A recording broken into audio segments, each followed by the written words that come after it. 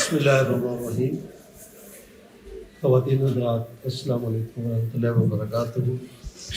मेरे प्यारे बेटे ने मेरा तारफ़ कराते हुए सैयद का साथ लफ्ज़ लगा दिया। हम तो सैयदों के खादिम हैं, तो मेरा सैयदों का ये तो मुझे शरफ़ है कि हम सैयदों से मोहब्बत करते हैं, अहले बैत से मोहब्बत करते हैं। ये हमारे दीन का भी तकाज़ा है। लेकिन अल्लाह ने हमें उनमें से पैदा नहीं किया, ये उसकी मर्ज़ी थी। हमें जाटों में पैदा कर दिया तो हम वहाँ पैदा हो गए, तो इसमें तो हमारा कोई चॉइस नहीं था।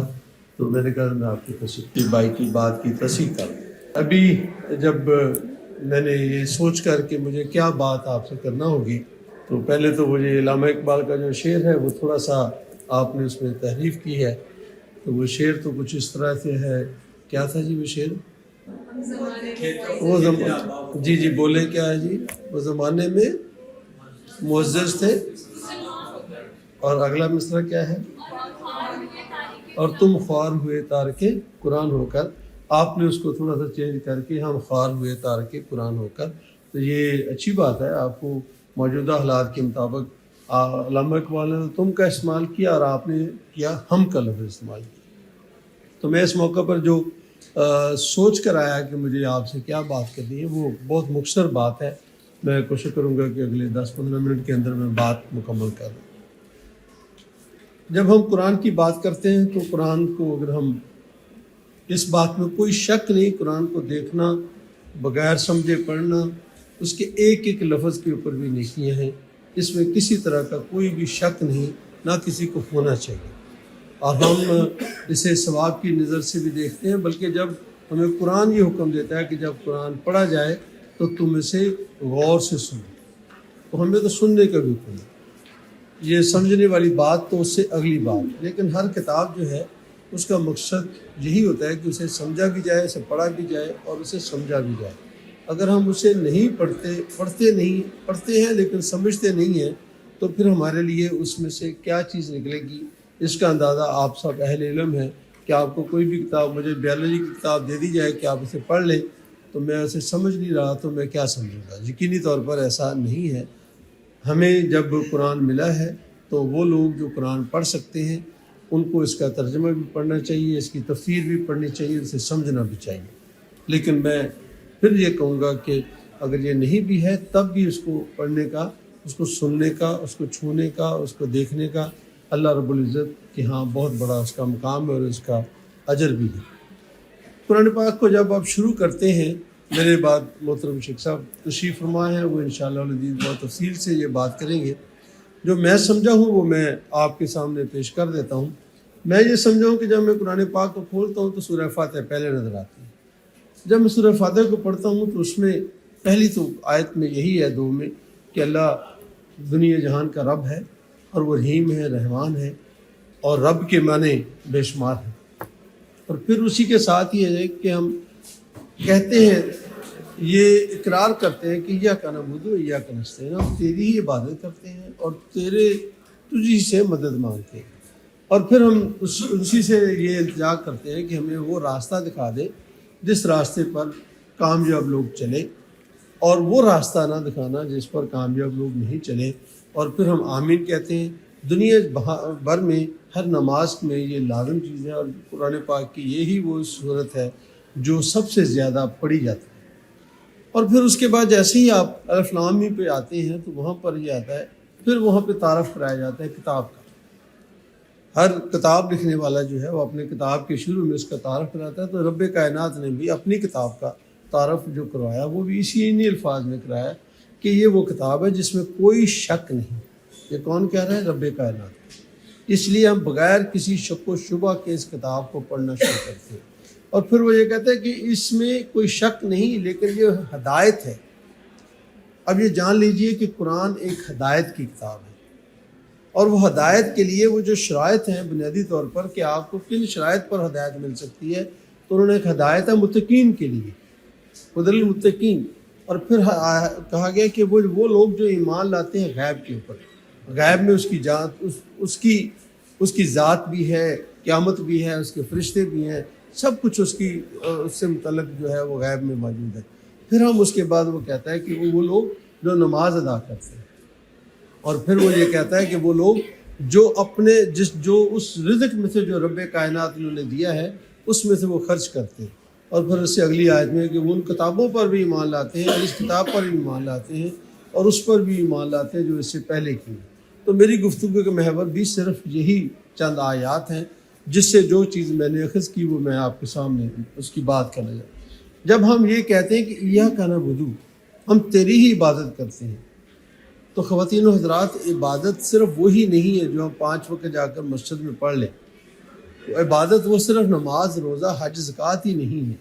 میرے نزدیک یہ عبد ہے، اور عبد یہ بندگی ہے، اور بندگی رب کی میری اپنی زندگی کے ہر پہلو پر اس کی بندگی ہم پر لازم ہے.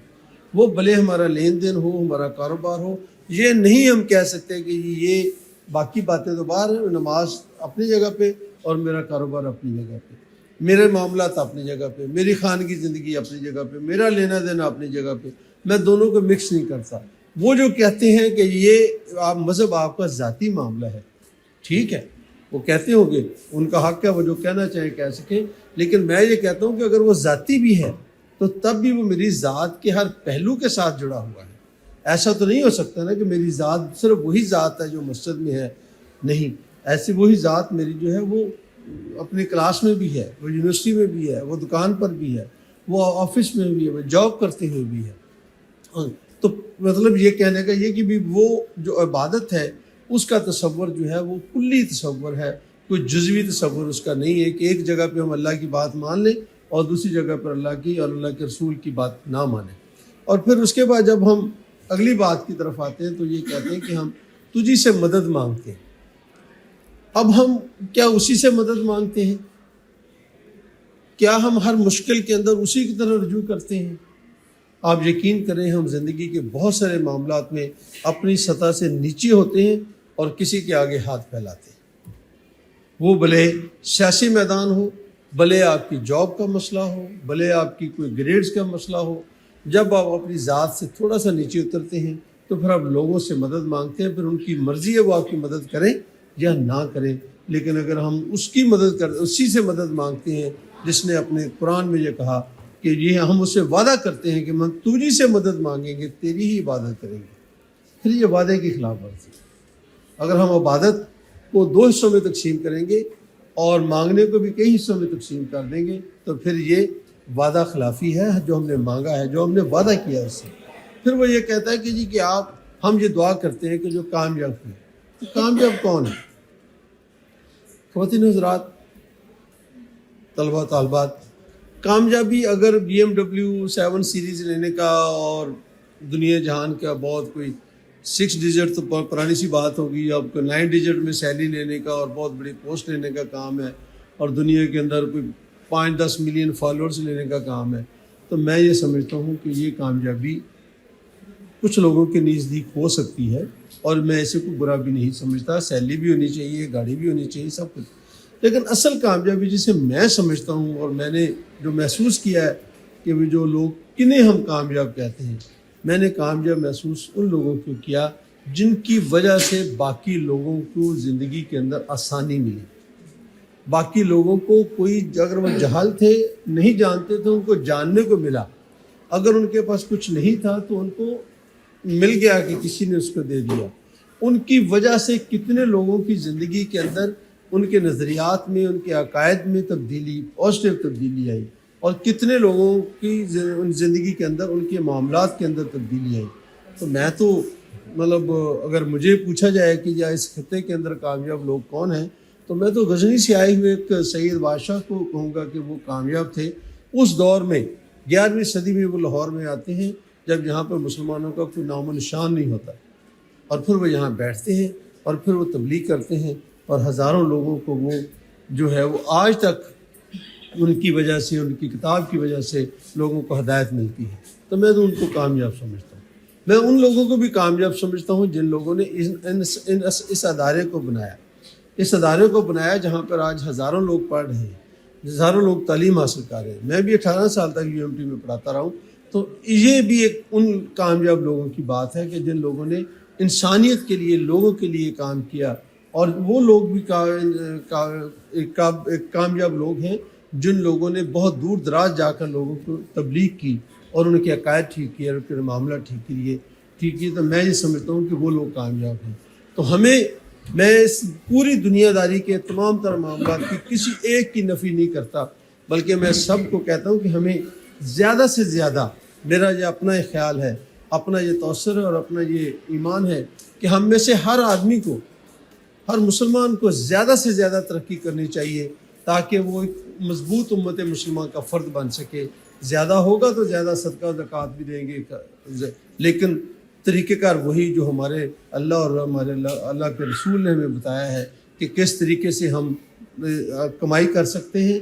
کمانے پہ کوئی ایشو نہیں ہے، کمایا کیسے جائے گا، اصل ایشو جو ہے یہی ہے۔ تو یہ وہ کامیاب لوگ ہیں۔ اب ہم اگلی بات کی طرف آتے ہیں جہاں پر ہمیں کہا گیا کہ یہ ہدایت ہے، تو ہدی للمتقین، متقین کے لیے۔ متقی کون ہے؟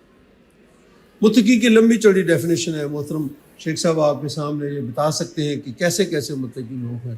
تو وہ تقوی ان میں ہے، متقی وہ لوگ ہیں۔ اگر ہم ان کی چند ڈیفینیشنز کو دیکھ لیں جو آپ نے بھی پڑھی، میں نے بھی پڑھی، بے شمار دفعہ آپ نے دیکھا، تو میں یہ سمجھتا ہوں متقی وہ ہے جس کی حضرت عمر رضی اللہ تعالیٰ نے انہوں نے ایک تعریف کی کہ جب آپ کانٹوں کی جھاڑیوں کے پاس سے گزرتے ہیں تو کس طریقے سے آپ اپنے لباس کو اکٹھا کرتے ہیں۔ اسی طرح سے دنیا میں رہتے ہوئے بھی ہمیں اسی طرح سے گزرنا ہے کہ ارد گرد کی اگر کوئی بھی خرابیاں ہیں تو اپنے آپ کو بچا کر اس میں سے نکلنا ہے۔ اب قرآن پاک کا زیادہ بات تو شیخ صاحب آپ کے سامنے کریں گے، تو جو متقی لوگوں کی ڈیفینیشنس ہیں، جو ان کے کریکٹرسٹکس ہیں، میں آج یہ چاہوں گا کہ اس میں سے کوئی ایک کریکٹرسٹک، کوئی ایک بات، وہ نرم خو ہوتے ہیں، وہ اپنے والدین کے مطیع و فرمانبردار ہوتے ہیں، ان کا خیال رکھتے ہیں، وہ یتیموں کا خیال رکھتے ہیں، وہ مسکینوں کا خیال رکھتے ہیں، وہ اپنے آپ کو گناہوں سے بچاتے ہیں، وہ اپنی آنکھوں کو گناہوں سے بچاتے ہیں، اپنی زبان کو گناہوں سے بچاتے ہیں۔ یہ متقین کی بڑی ایک تفصیل ایک موجود ہے۔ میں یہ چاہوں گا کہ میں آپ کے سامنے اور آپ اپنے دل کے اندر بھی یہ بات کریں، میں بھی اپنے سے وعدہ کرتا ہوں کہ ہم کوئی ایک خوبی آج اس کانفرنس سے، اس سیمینار سے لے کر جائیں کہ ہاں یہ ایک کام ہے جو قرآن و حدیث میں موجود ہے اور اسی نے ہمیں اس کا حکم دیا ہے اور میں اسی کو اختیار کروں۔ آپ چاہیں تو آپ تقوی کے سوچیں گے، اچھا تقوی کے اندر بھی ایک تقوی کی پوری عمارت ہے اور اس کے اندر بے شمار اس کے سٹیپس ہیں، بے شمار اس کے پارٹس ہیں، آپ کسی کو بھی لے سکتے ہیں۔ آپ چاہیں تو کہیں کہ میں نے خدمت خلق کا کام کرنا ہے، یہ بھی اسی میں اللہ کہتا ہے کہ وہ اللہ کی راہ میں خرچ کرتے ہیں جو ان کو ہم نے دیا ہے۔ کس نے دیا ہے؟ دینے والا بھی وہی ہے، حکم بھی وہی دیتا ہے، اور پھر اسی قرآن میں کہتا ہے کہ تم خرچ کرو میں تمہیں اور زیادہ دے دوں۔ وہ تو اتنا کہتا ہے کہ آپ شکر کرو میں تمہیں اور زیادہ دے دوں۔ وہ تو شکر کے الفاظ مانگتا ہے، وہ واپس ہم کو آسمانوں کو چیزیں تو نہیں بیچتے، اس کے بندوں کو ہی یہ چیزیں یہاں پہ دیتے ہیں۔ تو خدمت بھی ایک ہے، ایمان بالغیب اپنا مضبوط کرنا کہ ہاں اللہ ہے اور اس کے فرشتے ہیں، روز قیامت ہے، سب کچھ ہے، ان کتابوں پہ ایمان لانا۔ تو کوئی ایک چیز جو آپ کو پسند ہو، آپ کو یہ پسند ہو کہ مجھے میری پرسنالٹی کے اندر یہ چیز کی شارٹ کمنگ ہے اور یہ میرے دین کا تقاضا ہے یا میرے قرآن میں اور میرے رسول نے یہ فرمایا ہے، یہ ایک مجھے وہ بات ہے جو مجھے اپنانی چاہیے اور جس سے مجھے اپنی عادت بنانا چاہیے، اور اس عادت کو لے کر کوئی بھی ہو سکتی۔ مثلا یہ میں مثال کے طور پر کہ ہم اتنے تندخو کیوں ہوتے ہیں؟ ہم کسی کی بات کو برداشت کیوں نہیں کرتے؟ ہم کسی کو سپیس کیوں نہیں دیتے؟ ہم کسی کے نظریات اور خیالات کو یہ کیوں نہیں سمجھتے کہ اس کا بھی حق ہے؟ اگر میرا حق ہے اپنے نظریات خیالات رکھنے کا تو اس کو بھی اپنے نظریات خیالات رکھنے کا۔ وہ ایک پولیٹیکل پارٹی کو سپورٹ کرتا ہے، میں دوسری پولیٹیکل پارٹی کو سپورٹ کرتا ہوں، تو اس میں کیا حرج ہے؟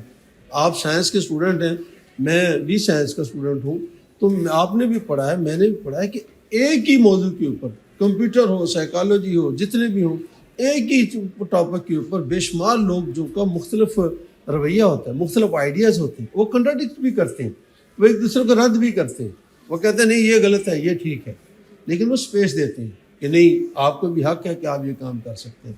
تو آپ اگر فرض کریں، میں یہ چاہوں کہ آج کے دن آپ یہ طے کر لیں کہ ہم نرم خو ہونا ہے، اپنے سے چھوٹے سے بھی، اپنے سے بڑے سے بھی، اپنے سے ارد گرد کے لوگوں سے بھی، اور اس کے ساتھ ایک اور چیز اگر آپ کر لیں تو میں یہ سمجھوں گا کہ آج آپ کا بیٹھنا اٹھنا اور ہمارا آنا جو ہے وہ ہمارے لیے انشاءاللہ العزیز باعث سعادت ہوگا، اور اللہ رب العزت یقینی طور پر اس کے بدلے میں ہمیں ایک بہترین رزق عطا فرمائے گا، وہ ہے خدمت خلق۔ بس آپ خدمت خلق کو اپنا شعار بنائیں، جو بھی آپ کام کر سکتے ہیں وہ آپ کیجئے، کس کی مدد کر سکتے ہیں اس کی کیجئے، جس کا بھلا کر سکتے ہیں کیجئے، پیسے سے کر سکتے ہیں، وقت سے کر سکتے ہیں کیجئے، انشاءاللہ اللہ رب العزت آپ کو اس کا بہترین رزق عطا فرمائے گا۔ میں ایک دفعہ پھر تمام تر انتظامیہ کا، سائیکالوجیکل سوسائٹی کا بھی شکریہ ادا کرتا ہوں کہ مجھے موقع ملا کہ میں آپ سے بات کر سکوں۔ بہت شکریہ، جزاک اللہ۔